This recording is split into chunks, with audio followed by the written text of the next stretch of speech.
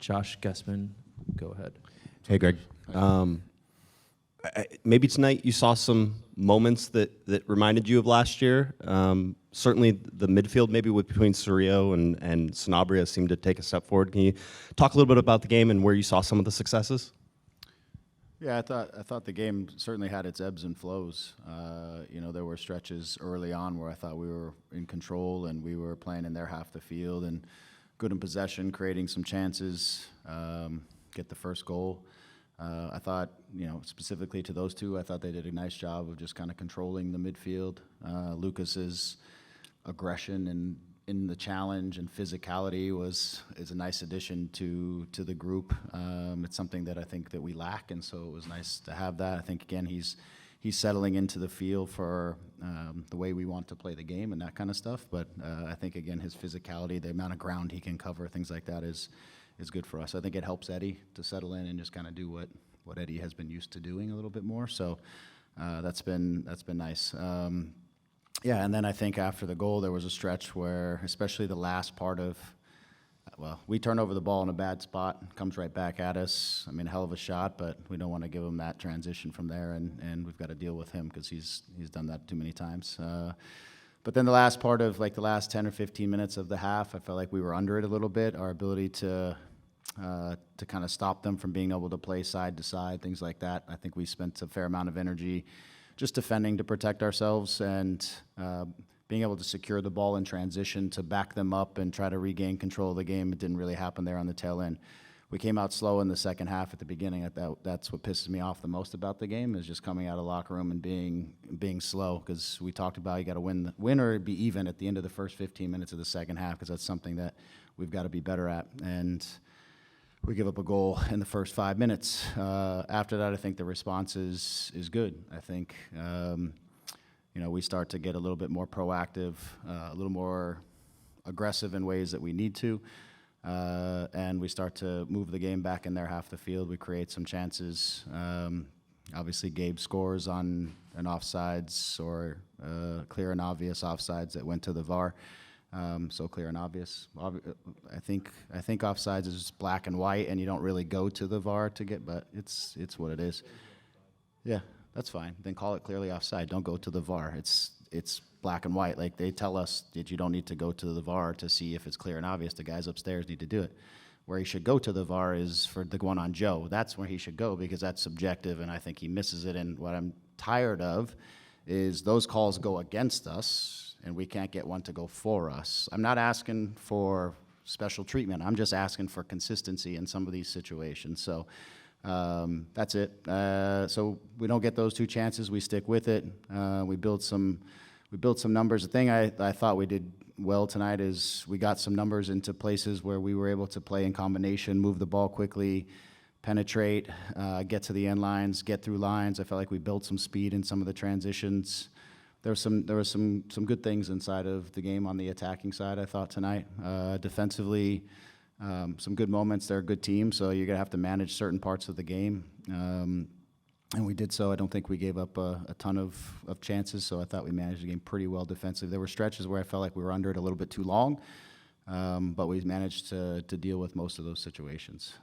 So I thought, honestly, that was a pretty even game in the grand scheme of things, and and it probably is somewhat of a fair result, I would say, in the grand scheme of things, though I would have liked for him to take a second look at Joe's non-call. But hell of a finish by Marco on the free kick. We needed him to step up, and he did in that moment, and so I'm proud of the guys. It's not easy going Eastern Conference 2 games in a row, and you come back after 2 Eastern Conference games, makes this one almost feel a little bit like an away game. That's when we see our schedule. We always hate these games where you go away and you play the third one at home. So it's nice to be home. It was great to be in front of our crowd because the energy felt wonderful for our guys. We're proud of them and happy that they're sticking with us and supporting us is through the challenges, and we keep fighting. And I thought the guys fought tonight. So.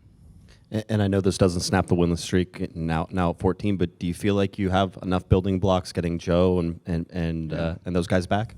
I do. I think, the key for us, one of the keys for us is just getting healthy, because I think I think given the pieces that we lost, beyond when we're not healthy, we start to get thin in certain positions and certain skill sets, speed being one of them, things like that. And so being healthy gives us some of the things that we need to do the things we want to do. I think Lucas is coming along. That's wonderful because he gives us something that's different in our midfield. That's what we've been hoping for and looking for. It's just taking him a little time to get to that point, but he looks more confident. He looks more settled.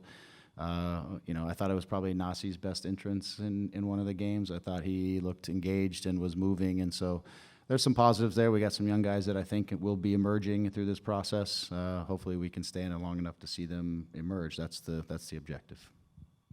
Hey, Greg, kind of building off what Josh just asked, you did end losing streak. Guys came, you scored first, gave up the tying goal, lost a goal on the offside call, came back and got a goal, 10 minutes later. Yep. I'm wondering if you look, considering where the team is, do you look at baby steps and say, okay, these were all positive things. We didn't get a win, but this is certainly moving in the right direction, especially the fact that that team didn't give up. Yeah, I think, first off, I don't think there's such thing as giving up, especially when you're playing your rivals. That would be an absolutely unacceptable position to be in. But what I think is the group had to manage certain emotions through the course of the game, which I think is important. Being ahead, managing through your emotions, and dealing with the game as it is when it's ahead, then being even, then being behind, not getting an offsides call called back. All those things kind of take you through emotional swings in the course of the game, and we were able to manage our emotions because the emotions have been tough on us this year. But to be able to manage our emotions through that course of that game to get the equalizing goal, I think says a lot for the group's commitment and togetherness and their continued work for and belief in each other. So I think tonight and I said it to them, tonight is a positive night that hopefully we need to think about using as a springboard. This is a good team that we played against, and we played them very even up, I thought, and we had our chances. We had our chances. Yeah, thank you. Hey, Greg, I got two for you. First, talk a little bit about what we're seeing from Marco right now. Both today and first half against Philadelphia, he was just fantastic for you, and kind of becoming that playmaker. Yeah, he's such a smooth customer.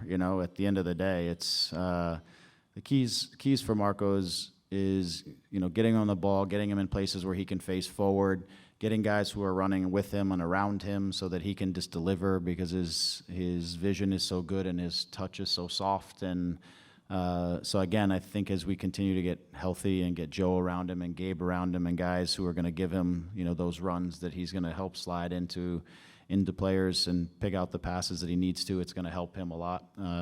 So again, he's not in a position now where he's going to pull off wins all on his own. He's going to help be the engine and the guy who facilitates a lot of these final actions and get guys on the ball and put them in the places they need to be. And then do what he did tonight, which is put one away, put two away, but put one away on a set piece, which is enormous because I don't know, I mentioned to you guys, when he first got here at one day, he was hitting free kicks and he hit probably 30 of them, and probably 28 of them looked just like that. Like they just, like a ceiling on the ball just went poof and just dropped right into the net. So it's nice to see him doing that because that's a positive thing for us. But also, again, he facilitated the first goal. He was... Gabe has the chance to finish it, and then he just runs it in, but he facilitated the whole action all the way down the stretch, and then his following up of the play led to the goal. But again, just getting the right guys around him is so important to him being able to bring all of his attributes to the game. And more of a big picture question. You're 14 points out of the playoff spot, 20 games left to play, 6 teams that you got to leapfrog to get to that point. Is the playoffs in the back of your mind, forefront? Is it something that you have to get to be satisfied with this season? Or if you were to continue with the improvement and not quite get there, could that be a satisfying season? Yeah, look, honestly, it's for us to win the first game and win the second game, win the third game. Those are the things that I'm focused on, the continued progression to try to make our margins a little bit bigger in terms of getting results. And so that's not a call here or a call there or one missed chance here or there that becomes the difference in the game. We've got to increase our margins and just start to get one win at a time and then start to put some wins together. So I don't I don't look at I honestly don't look at the standings because it doesn't make any sense. I know where we are and I know what our points look like. What I look at is our performances and try to help make this team better and help our guys to prepare them to win. And in our league, you gotta start stacking some wins. You start stacking some wins, and you can talk about whether the playoffs are a thing or not. So I think for us is just to start getting the first win, the second win, and then going from there. And then I think it's a better time to have that discussion. But right now, we've got to focus on one win at a time. Hey, Greg. How you doing? This felt like the most complete performance by the midfield, and maybe it was the weak spot kind of over, a period of games. Do you feel like if this midfield can play that way, this is kind of like the blueprint going forward? And secondly, do you think like maybe for the first time this season you actually enjoyed the game as a coach? Yeah, I thought there's some games that I think we've played pretty well, but maybe not 90 minutes well. Kansas City, how you lose that game is really hard to explain, but I felt like we were really in control of that game and in pretty much every way, just couldn't find the net. But this is different because I think it's a top team, a rival, a team that has a lot of weapons and a very good midfield, and we went toe to toe with them, and I think it shows. I mean, I think it's really difficult to have consistency if you don't have consistency through your midfield, and those guys able to dictate, control, adapt, all that, and so I think they're growing. Lucas's evolution will really help that midfield. They also, the two of them and their durability also give Marco the chance to maybe be a little more free sometimes, to be the facilitator of moments like this. And so, I think the more our midfield steadies, and it's not just on a couple guys, but the more our midfield steadies like that, the better chances we have of winning games. You gotta dominate or win the middle of the field if you're going to stay in and get results. And so this helps us a lot. Hopefully this is, again, just the start of something that we're going to see a lot more of as we continue to build forward. Hey, Greg, back here. Good, David. Sorry about I forgot what I wanted to say. Start with Paintsel. I think you said a couple weeks ago he was behind Gabriel in their return to play. Was 30 minutes all you expected him coming into tonight? Yes, 30 minutes was what I was expecting. It's the difference of injury, right? Gabe was a hip pointer, and so it's more of a contusion or a bruise. It becomes pain management, things like that, whereas Joseph was a slight strain. So the positive thing was upon the imaging and talking to the specialists, the strain wasn't in a place that they were super concerned about. So it was a minor strain, but not in what they would call a non-significant area. So you have to give it a chance to heal, but not necessarily something that's going to take a long time. But it's also a fatigue type of injury. So we knew that we were going to be limited in the amount of time that we could have him out there tonight. So we knew it was going to be 30 minutes. So we held it, and then the decision was to bring him in as the 9 instead of on the wing and see if we could get something out of that. And you've been around Mark Delgado for seemingly probably forever, but how different was it tonight to see him on the other side of the field? Yeah, Mark is Mark. I didn't pay attention to him tonight because I'm paying attention to my team, but I can tell there's times when he's dropping out into spaces and he's moving around the field and he's creating pictures that we're having to figure out how to defend. That's part of it in the first half. He kept dropping out of the midfield a little bit and creating kind of a 3, and then we weren't cutting the field in half. So, again, he's clever. He knows how to move around the field and create different scenarios that we are having to figure out how to defend. And he's, it's Mark. That's what he does. He's the great balancer. He's always flowing around the field, and he's a very good game reader, and so and he covers a ton of territory, things like that. So again, I didn't focus in on him per se, but I saw him out there in times. I'm like, oh yeah, sure, there's Mark doing Mark. So what do you expect? Hey, Coach, back here, Rashawn Haylock, KTLA. Speaking of Mark, he was able to get his ring. What was that like, and just his impact on you all being able to get to that point last season? Yeah, Mark and I and some of our staff go back to since he was maybe 15 years old. And so back in the Chivas USA days where Mark was playing in the academy at the time, and I was kind of helping to oversee the academy as well as I was an assistant coach to the first team, and Dan Couchman was his coach on the U18 team. So we've been around Mark since he was just a kid, and it's crazy that he just turned 30 a couple of days ago. So it's been pretty much half of his life that we've spent in some way, shape, or form with him. So I mean, he's grown so much as a player and as a person, because when you know somebody that young, you see how much they just grow up in life. And he's been with us in Chivas, he was with us in Toronto, he's been with us in the Galaxy, and so, you know, he's more than just a player, you know, just because he's somebody that we've been around for so long. And so he's a huge part. He knows the system, he knows the things that I want from him when he's with us, and as I said, he's the great balancer, and he does a lot of work for other guys, and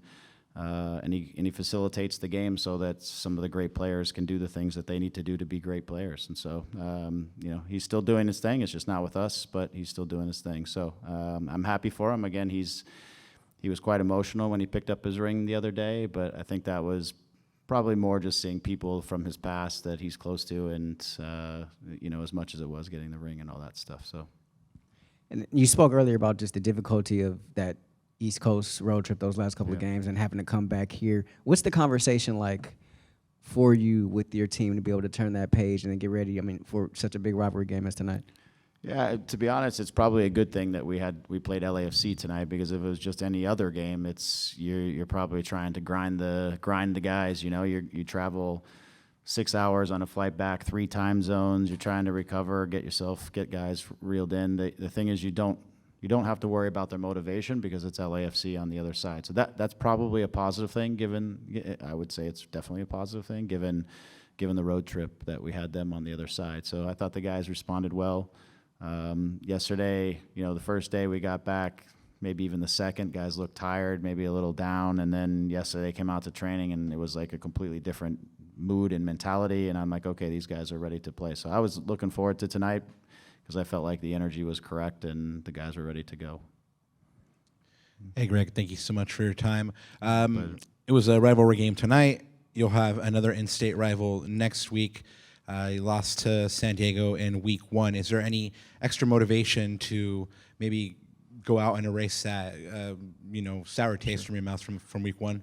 Thank you. Yeah, I mean, every one of these games, we don't have the luxury to look across and be too concerned about, like, catching up with people. What we need to do is go out and perform and just get a result. And so I think what we're looking across is trying to build off of the game tonight, take away the positives, the things that we can really use moving forward, keep getting guys healthy and prepared. And yeah, each one of these games, you know, the in-state rivalries, if you will, are they're great. Again, I hope it keeps our motivation up and our attention, and that we keep looking forward to battling through each one of these. And so, yeah, we're ready to line up for the next one. So I think these guys just can't wait to get back on the field each one of these times, so that they get the chance to start building some momentum.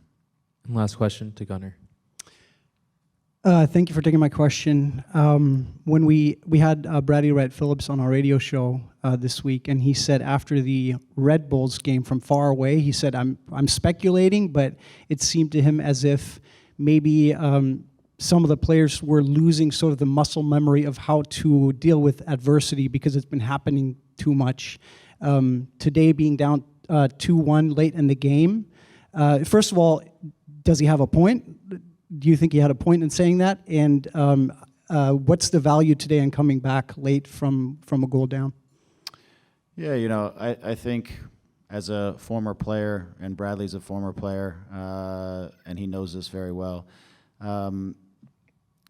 we tried to adapt the group. I tried to adapt the group, and we played a different system. We went into a 5-3-2.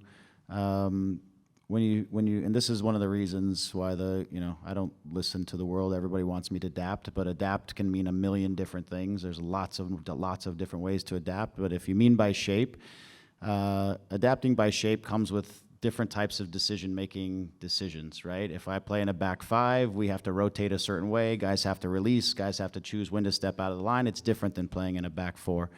If you play in a 3-man midfield, it's different than a 4-man midfield. It's different than 3 up top or 2 up top. So it changes your decision-making process. And what I felt like is when we get on the field and I'm looking at the guys and I'm going, we're indecisive.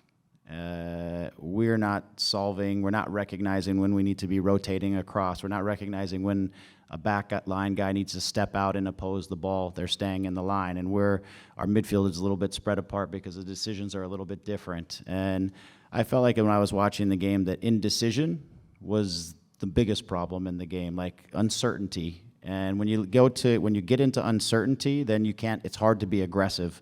And when you're not aggressive, it looks like people maybe aren't as committed or aren't whatever. I've been in these games. I can tell you games straight away. We played Turkey in CONCACAF, or not CONCACAF, in the Confederations Cup in France, and U.S. Turkey. And I played in that game, and I couldn't figure out if I should step forward, if I should step in, because they were overloading in different ways. I didn't know which way was up. And at halftime and at the end of the game, I get blistered for not putting in an effort. It wasn't the effort. I promise you it wasn't the effort.